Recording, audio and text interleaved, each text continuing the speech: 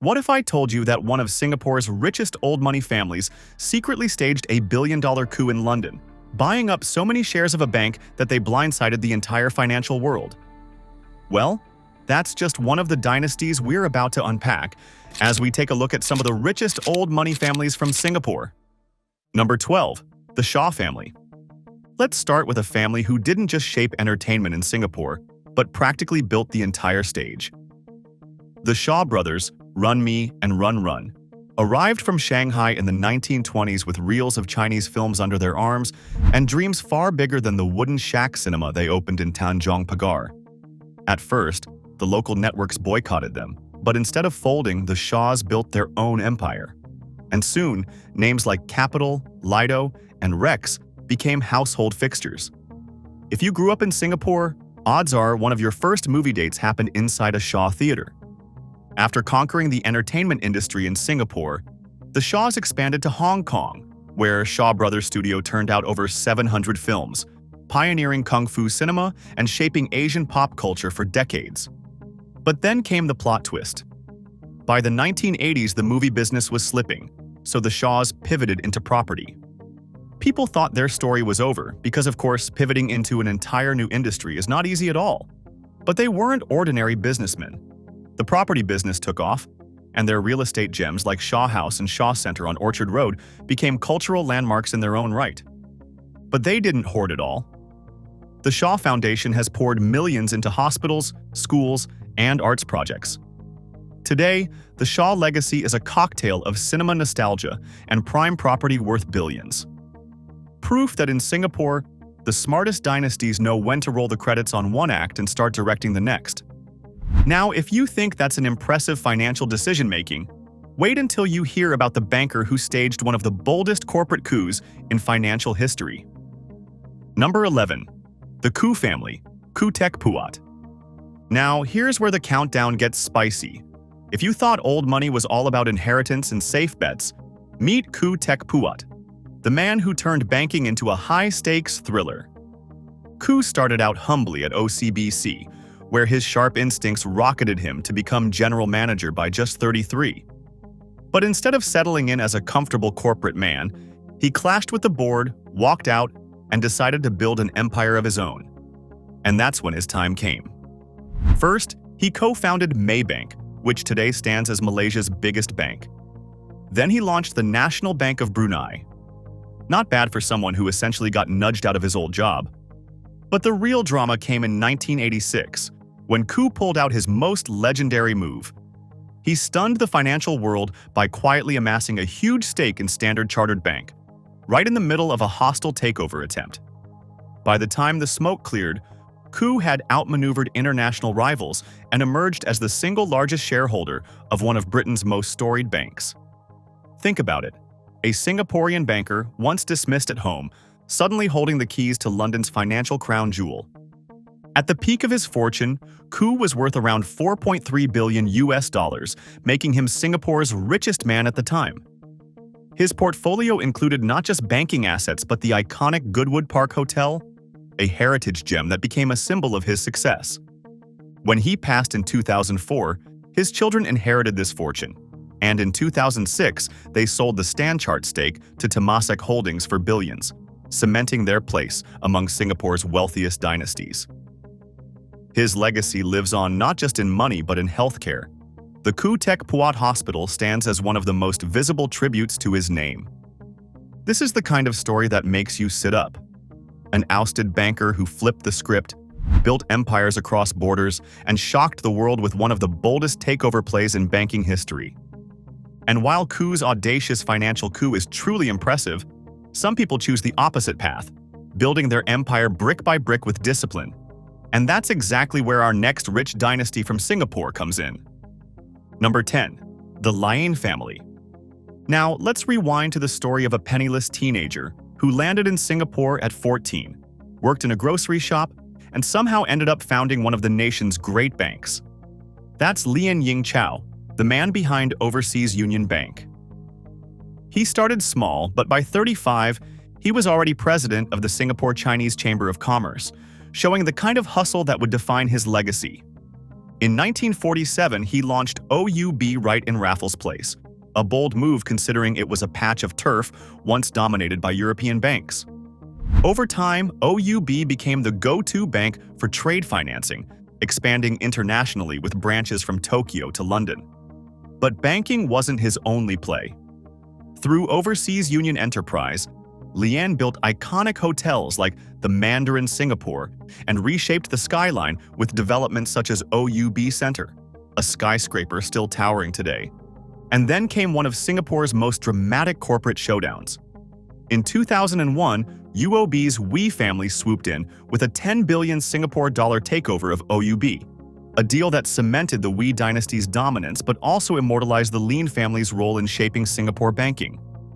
Their philanthropy lives on through the Lien Foundation, known for championing elder care and even funding bold projects like rethinking preschool education and end-of-life care. So while the OUB name may have been absorbed, the Lien legacy remains etched into Singapore's old money story. And speaking of legacies, the next family on our list didn't just protect theirs, they reinvented it in ways nobody saw coming. Number 9. Tan Chin Tuan Family. Most old money families cling to the past. The Tan Chin Tuan family, on the other hand, rewrote their history with their own hands. Straits Trading, founded in 1887 as a colonial tin smelter, was once a symbol of Singapore's resource economy. By the mid-20th century, under the legendary banker Tan Chin Tuan, it expanded and modernized. But the real drama came in 2008, when his granddaughter, Khoo Teck Puat, staged a boardroom coup to seize control. She fought off rival shareholders, including members of the Lien family tied to OCBC, and steered Straits Trading into a new era. Instead of clinging to tin, she pivoted into real estate, hospitality, and investments. Think of it as swapping smelters for skyscrapers. The company formed joint ventures with the NG family's Far East organization, creating Far East Hospitality Holdings, which now runs hotels across Singapore, Australia, and Europe. And while they still maintain a tin subsidiary, it's been modernized into sustainable resource investment. That's how dynasties survive, by refusing to fossilize. Today, Straits Trading manages billions in assets, and Khoo Teck Puat is often cited as one of the most powerful women in Singapore's corporate world. Her leadership turned an aging colonial relic into a modern investment powerhouse. But while the Tan Chin Tuan family may have rewritten the script on how old colonial businesses could reinvent themselves, but the next clan didn't just adapt. They designed Singapore's skyline like it was their personal art gallery. Number 8. The Kwee family, Pontiac Land Group. If you've ever walked down Marina Bay and thought, wow, this skyline looks like it belongs in a luxury design magazine, odds are the Kwee family had something to do with it. Their empire, Pontiac Land Group, doesn't just build property. It curates architectural statements. Millennia Tower, Centennial Tower, the Ritz-Carlton Millennia, the Conrad Centennial, the Regent. These aren't just buildings, they're urban landmarks. It all started with Henry Kwee, an Indonesian textile trader who relocated to Singapore in 1958. His 4 sons, Kwee Leong Keng, Leong Tek, Leong Fing, and Leong Sin, took his legacy and turned it into a dynasty of glass, steel, and understated elegance. Unlike some families who thrive on headlines, the Kwees prefer to stay in the shadows, letting their buildings speak. And what they say is money talks, but quiet money whispers with taste. Their moves go far beyond Singapore. In 2017, Pontiac Land acquired the Capella Hotel Group, giving them properties across Asia, the US, and even the Maldives. Then they co-developed one of New York City's most exclusive condos right next to MoMA, cementing their reputation for blending art and architecture. And unlike messy dynastic feuds we've seen elsewhere, their 2024 succession was smooth, with the 3rd generation stepping in while the brothers moved to emeritus roles. Forbes pegs their wealth north of $6 billion US. But if you've stood under one of their towers, you know this isn't about the number. It's about the skyline they've stamped their name onto. And speaking of numbers, here's our next family who built UOB, one of Southeast Asia's largest banks, and turned it into a family fortress of billions. Number 7. The Wee family, United Overseas Bank Dynasty. When you think old money banking dynasty, the Wee family is basically Singapore's template. It all started in 1935 when Wee Keng Chiang founded United Chinese Bank, later renamed United Overseas Bank UOB. His son, Wee Cho Yaw, then spent over half a century turning it into a financial powerhouse across Asia. Few men can say they've shaped an entire nation's banking landscape, but Cho Yaw? He did it casually over his morning kopi. The family's defining moment came in 2001 when UOB pulled off one of Singapore's biggest corporate coups, acquiring Overseas Union Bank for 10 billion Singapore dollars. It wasn't just a deal, it was the deal, cementing UOB's dominance against rival dynasties. But they didn't stop at banking.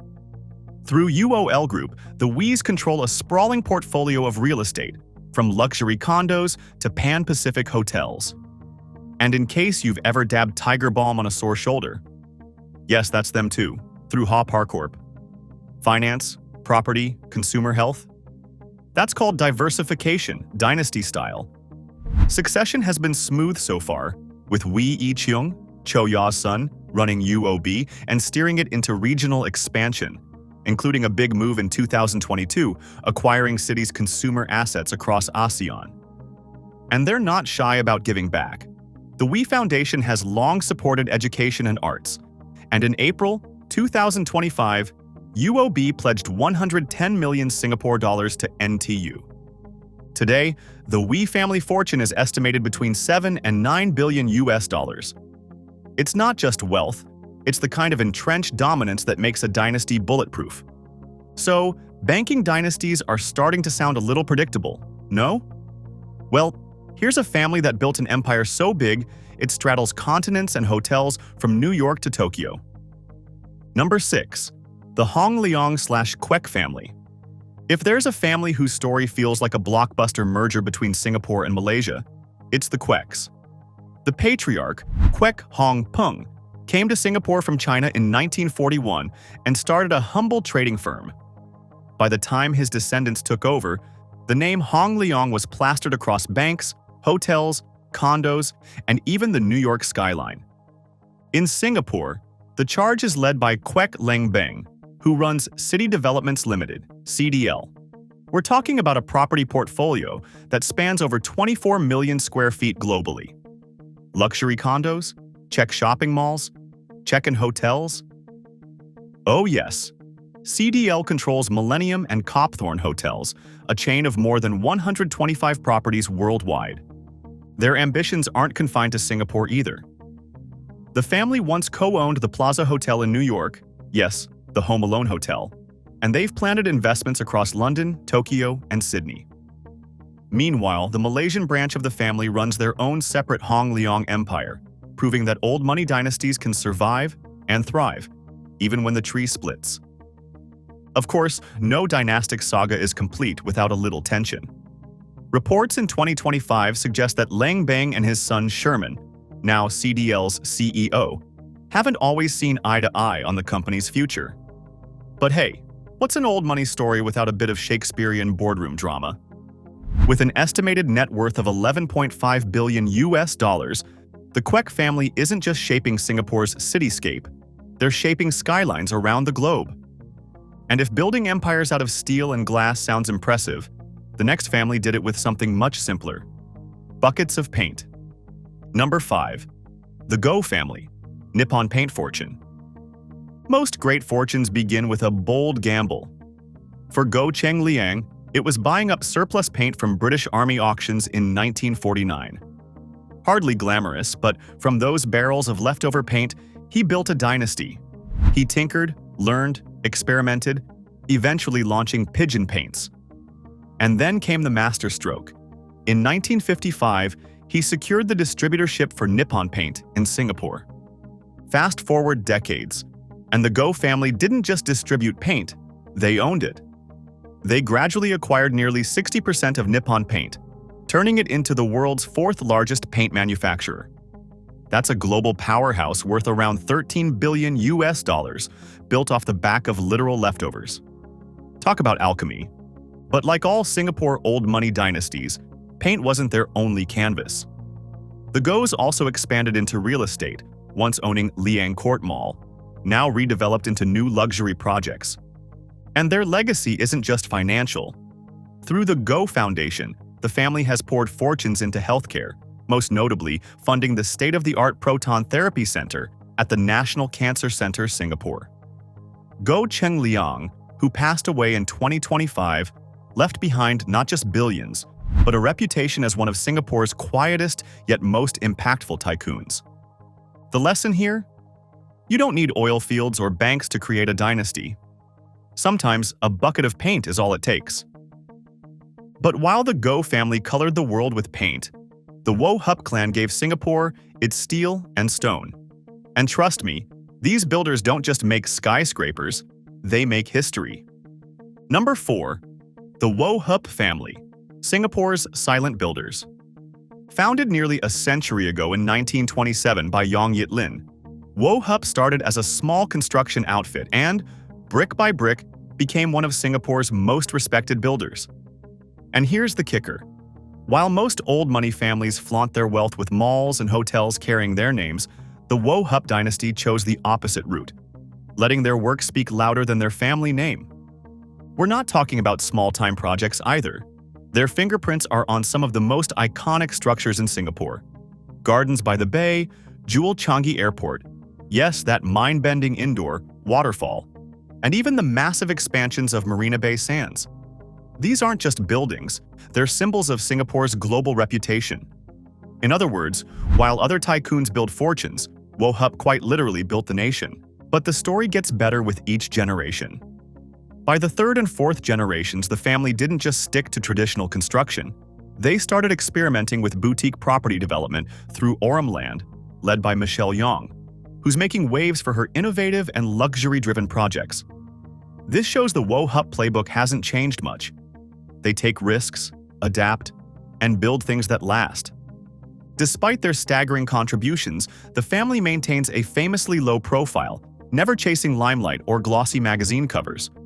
Their wealth is less about flash and more about foundations, the kind of quiet dominance that outlasts hype. So, the next time you admire Singapore's skyline, just remember, a good chunk of it was delivered courtesy of the Woh Hup family, who turned concrete into legacy. Next up, we have an old money dynasty that built something even more enduring, a financial empire woven into the country's DNA. Number 3. The Lien Family, OCBC legacy. Before the Lies became synonymous with banking halls and libraries, they were known for plantations. Lee Kong Chian, born in 1893, earned the title of Rubber and Pineapple King, long before he transformed into one of Singapore's most powerful financiers. His journey captures the very essence of old money, moving from agribusiness riches into banking, real estate, and ultimately, philanthropy. The family's anchor lies in their deep ties to OCBC Bank, one of Southeast Asia's leading financial institutions. Through OCBC and related companies like Great Eastern, the Lies embedded themselves into Singapore's financial DNA. And unlike the flashier real estate dynasties, their influence often worked quietly in the background, steady, consistent, and deeply entrenched. But where the Lies truly stand apart is philanthropy. In 1952, Lee Kong Chian established the Lien Foundation, which today remains Singapore's largest private charitable foundation. Its footprint is everywhere, from libraries and universities to hospitals and community programs. Whether you're at the Lee Kong Chian School of Business or reading at the Lee Kong Chian Reference Library, the name is a constant reminder of how old money can shape public life. While the exact wealth of the Lien family is hard to pin down, estimates suggest their assets span across banking, insurance, and real estate. What's undeniable is their dynastic influence. Generations of Lies have remained active not just in business, but in education and social causes, keeping the family's name relevant long after plantations faded into history. And if the Lies symbolize the blend of rubber and banking, the next family represents pure banking royalty, a patriarch so iconic he's still remembered simply as Mr. OCBC. Number 2. The Tan family, Tan Chin Tuan legacy. If Singapore banking had a hall of fame, Tan Chin Tuan's portrait would hang right at the entrance. Known affectionately and respectfully as Mr. OCBC, he steered the bank through the turbulence of the post-war years and set the foundation for its rise as a regional powerhouse. Born in 1908, Tan's career at OCBC was nothing short of meteoric. By the mid-20th century, he had become the bank's chairman, overseeing not just stability but expansion at a time when Asia was anything but predictable. Unlike dynasties that leaned heavily on property, Tan's fortune grew directly from banking, property stakes, and his ties to the Straits Trading Company, another iconic Singapore institution. Yet wealth was never the only legacy. Tan Chin Tuan embodied the archetype of the banker-philanthropist. He established the Lien Foundation, which continues to support the arts, education, and social services in Singapore and abroad. His personal reputation for integrity and prudence became part of the family's brand, ensuring that Tan carried weight far beyond balance sheets. Even after his passing in 2005, the Tan family has remained influential, with descendants active in both corporate circles and non-profits. Their wealth might not be splashed across headlines like the flashier real estate dynasties, but their legacy runs deep in the very institutions Singaporeans engage with daily, from financial systems to cultural and educational initiatives. And yet, as impactful as the Tans were, the family that takes the throne on this list didn't just handle capital, they built the very city around it. Step aside finance because the Ngs turned Singapore itself into their inheritance. Number 1. The Ng Family, Far East Organization. If there's one dynasty that doesn't just sit on old money but lays the very foundation of modern Singapore, it's the Ngs Ng Teng Fong, who arrived in Singapore in the 1930s with little more than ambition, went on to earn the nickname the King of Orchard Road. And the numbers back it up. His company, Far East Organization, has developed over 780 projects across Singapore, which translates to more than 55,000 private homes. To put it simply, 1 in every 8 Singaporeans is living under a roof built by this family. That's not influence. That's omnipresence. But the story doesn't end with Orchard Road. When Ng Teng Fong passed away in 2010, his empire was neatly split between his 2 sons. Philip oversees Far East Organization in Singapore, while Robert runs Sinoland in Hong Kong, giving the family a dual stronghold over 2 of Asia's priciest property markets. Together, their empire spans from luxury malls and commercial towers in Marina Bay to global hotel chains with more than 100 properties worldwide, and even iconic international ventures like developments in London and Australia. What sets the Ngs apart is how strategically structured their empire is. Ng Teng Fong's philosophy of the 3 baskets, property development, property investment, and hospitality, ensured that the family business wasn't just vast but also shockproof. This forward-thinking diversification meant the dynasty not only survived turbulent real estate cycles but expanded through them. By 2025, the Ng family's combined net worth is estimated at $14.4 billion, making them Singapore's undisputed richest old money clan. But more than wealth, their true legacy is how deeply embedded they are in Singapore's DNA. Walk through Orchard Road, step into a mall, check into a hotel, or glance up at the skyline. Odds are, you're staring at the Yang family's handiwork. In short, the Ngs not only built their own empire, but they also built Singapore's modern identity. And that's why, when it comes to old money, no one sits higher on the throne. And this concludes our journey through the richest old money dynasties in Singapore. The dynasties that turned land into legacy, businesses into empires, and family names into landmarks. Which one of these fascinated you the most? Let us know in the comments, and for more such interesting peeks into the lives of the rich, take a look at the channel.